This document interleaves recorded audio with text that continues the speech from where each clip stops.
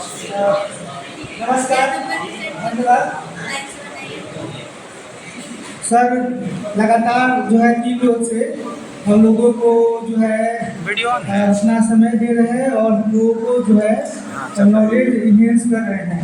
और उसके साथ साथ मैम भी 2 रोज से एनर्जेटिक रूप से है ना कुछ जो है हम लोगों से रिलेटेड, हम लोग और बच्चों से रिलेटेड बातें को शिक्षण अधिगम से संबंधित, लर्निंग आउटकम से संबंधित बातें जो है मैम भी एनर्जेटिक रूप से बता रही हैं। तो हम चाहूँगा कि तालियों से सर और मैम का स्वागत किया जाए।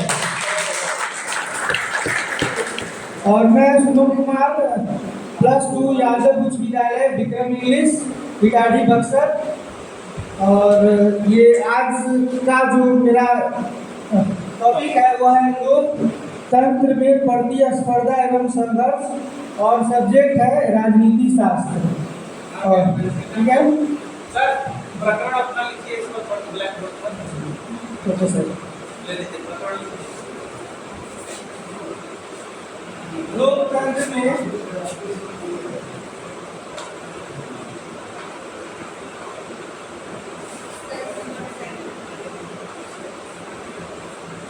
प्रतिस्पर्धा एवं संघर्ष, प्रतिस्पर्धा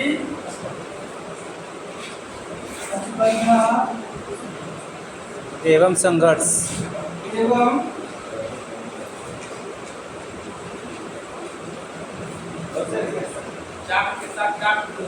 यस लोकतंत्र में प्रतिस्पर्धा एवं संघर्ष जो है ये मेरा प्रकरण है। और सबसे पहले थोड़ा सा इस पे चर्चा कर लेंगे कि लोकतंत्र के बारे में तो आप सभी लोग जानते ही हैं। और ये लोकतंत्र को स्थापित करने के लिए जनसंघर्ष हुआ है, आंदोलन हुआ है, उसके बाद ही लोकतंत्र स्थापित हो पाया है ना। और आप ये भी जानते हैं कि राजतंत्र में क्या होता है, तानाशाही होती है। और लोकतंत्र में यदि कोई शासक या जो है कोई जो प्रधानमंत्री बनता है या मुख्यमंत्री बनता है, जो भी सत्ताधारी होते हैं, यदि वो तानाशाही का रूप अगर दिखाते हैं तो हम लोग अपने मत के माध्यम से, लोकतंत्र जनसंघर्ष के माध्यम से, आंदोलन के माध्यम से, संगठन के माध्यम से उसको हम लोग जो है उस पद से उसको हटा देते हैं। ये हम लोकतंत्र की ताकत है। तो लोकतंत्र को जो है अच्छा माना जाता है राजतंत्र के तुलना में। ठीक है, जैसे नेपाल जो है हम लोग का पड़ोसी देश है। तो नेपाल में पहले राजतंत्र था, है ना, ये हम लोग के नॉलेज का ही बात है। तो राजतंत्र था, उसके बाद जो है इधर अभी और देश का नाम मुझे नहीं याद आ रहा है। नेपाल के बारे में, पड़ोसी देश है, नेपाल के बारे में याद है।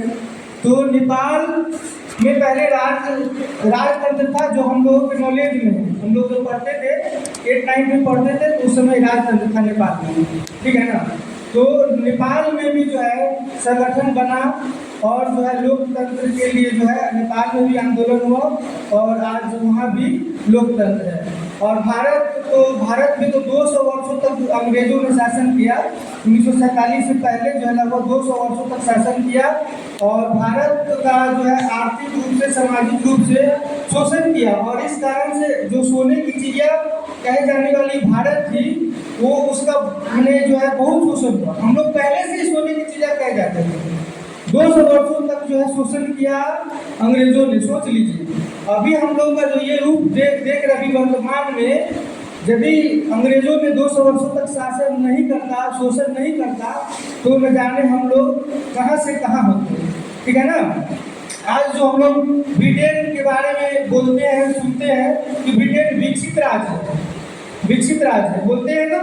तो ब्रिटेन तो हम लोगों के यहाँ शासन करके हम लोग को 200 वर्षों तक जो है शासन किया और लूटा, शोषित किया, है ना।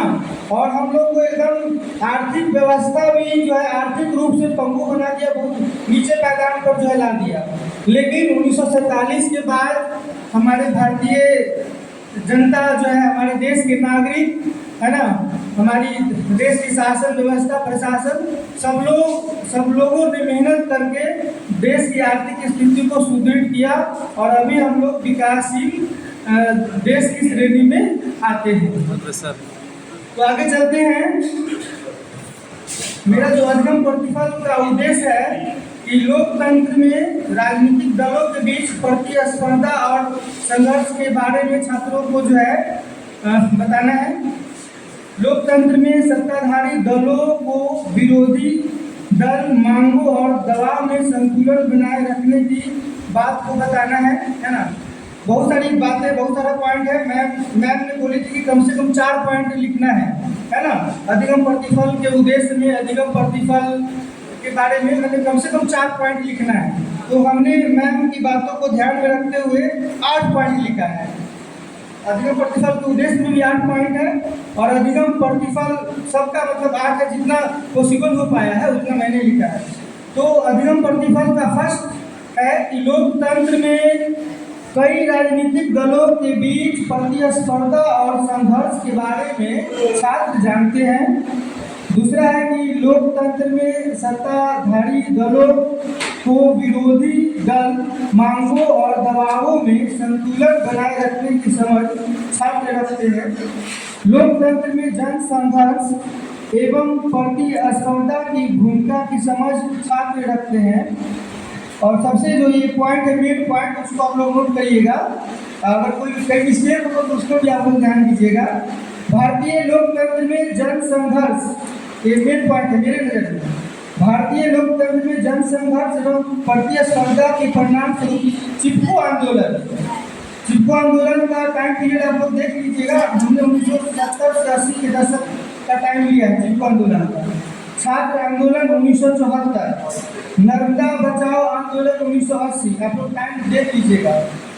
सूचना का अधिकार आंदोलन 2005 के बारे में छात्र से परिचित होते हैं। ये मेरा अधिगम प्रतिफल हुआ। और सीखने सिखाने की गतिविधियां में नंबर 1 पॉइंट है कि लोकतंत्र में प्रतिस्पर्धा और जन संघर्ष को छात्रों के बीच सामूहिक चर्चा करके जो है ये गतिविधियां के माध्यम से बच्चों को जानकारी दिया गया है।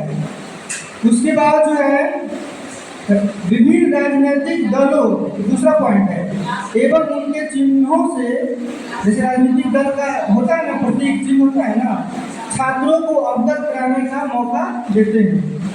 प्रत्येक राजनीतिक दल का अपना चिन्ह होता है, प्रत्येक दल का अपना चिन्ह होता है।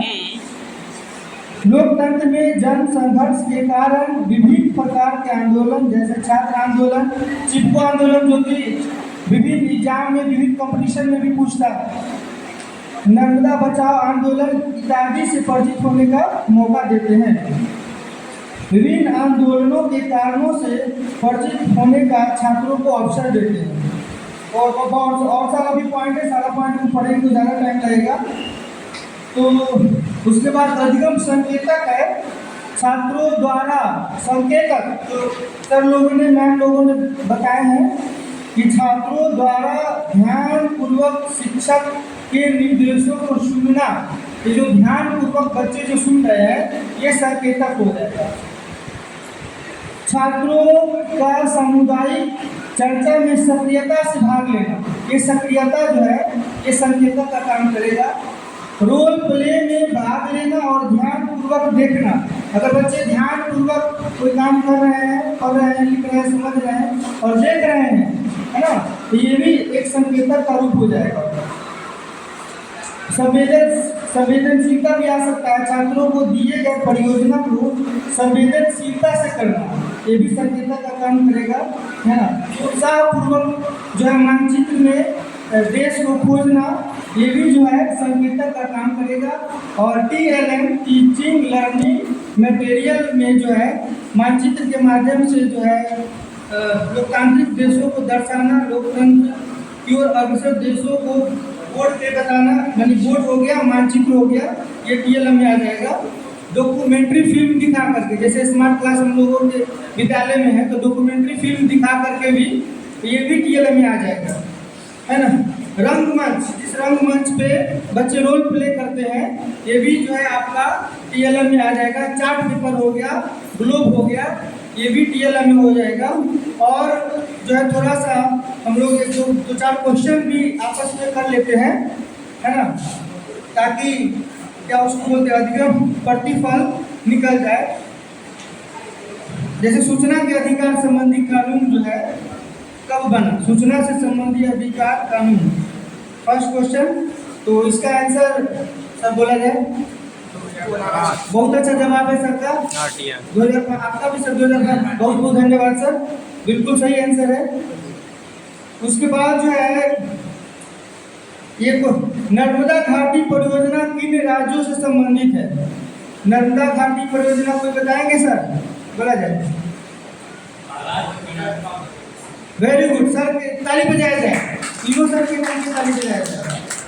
तो नर्मदा घाटी परियोजना सर ने बताया किन राज्यों से संबंधित है, तो सही उत्तर है गुजरात, मध्य प्रदेश और महाराष्ट्र।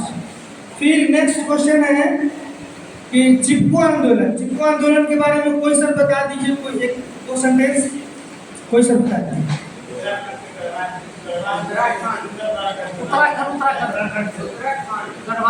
उत्तराखंड में हुआ था, यस सर। और किस लिए?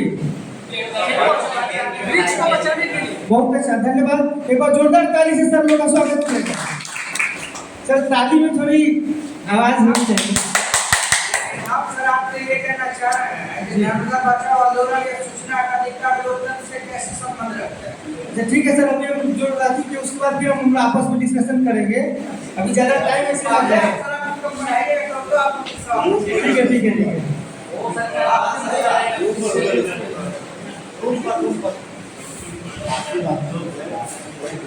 इसमें बताया गया है। नेक्स्ट क्वेश्चन है वर्ष, हेलो, वर्ष 1975 भारतीय राजनीति में किस लिए जाना जाता है? वर्ष 1975 भारतीय राजनीति में किस लिए जाना जाता है? बहुत अच्छा जवाब, ताली सर, ताली में कंजूसी नहीं। 1975 जो भारतीय राजनीति में आपातकाल की घोषणा से जाना जाता है ना, इसमें थोड़ा सा हल्का चर्चा कर देते हैं। उस समय ये इंदिरा गांधी की सरकार थी, यस सर। इंदिरा गांधी की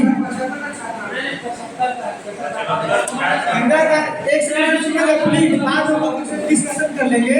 इंदिरा गांधी की सरकार थी, है ना, और जो है वो गरीबी हटाओ उसने जो है नारा दिया था, लेकिन गरीबी हटा नहीं और जो है बेरोजगारी बढ़ गया, भूखमरी की समस्या आ गई, है ना, यस।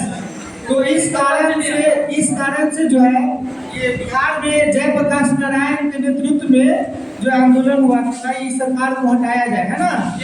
हाँ जी, यस सर, जेपी आंदोलन।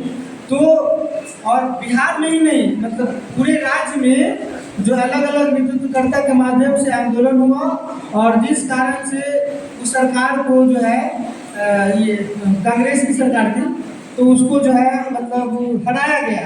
कहने का मतलब लोकतंत्र शक्तिशाली है, अगर वो अपना क्या उसको बोलते हैं तानाशाही करेंगे, ठीक है, उसके बाद जनता का कल्याण नहीं करेंगे, जनता की बातों को ध्यान नहीं रखेंगे, है ना, जनता के दुख दर्द को नहीं समझेंगे, तो उसको अपने पद से हटना होगा। ये लोकतंत्र की सबसे बड़ी ताकत है।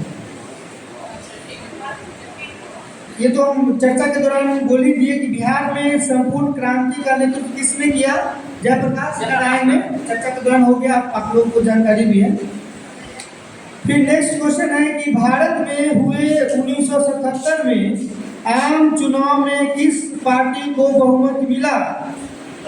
वेरी गुड, जनता पार्टी, यस। वो कांग्रेस हट के भी जनता पार्टी आ गई। हम लोग अपना मत का अधिकार जो है दिखाएं और लोकतंत्र का पावर जो है दिखाएं। और उसमें सीट की जानकारी हम दे देते हैं, आप लोग को होगा भी। 542 सीट में से लोकसभा, है ना, मेंबर ऑफ पार्लियामेंट, 542 सीट में से 330 सीट प्राप्त हुआ। 542 में से कितना सीट? 330 सीट। बहुत बहुत धन्यवाद आप सभी को, आप सभी सर को तहे दिल से नमस्कार, प्रणाम।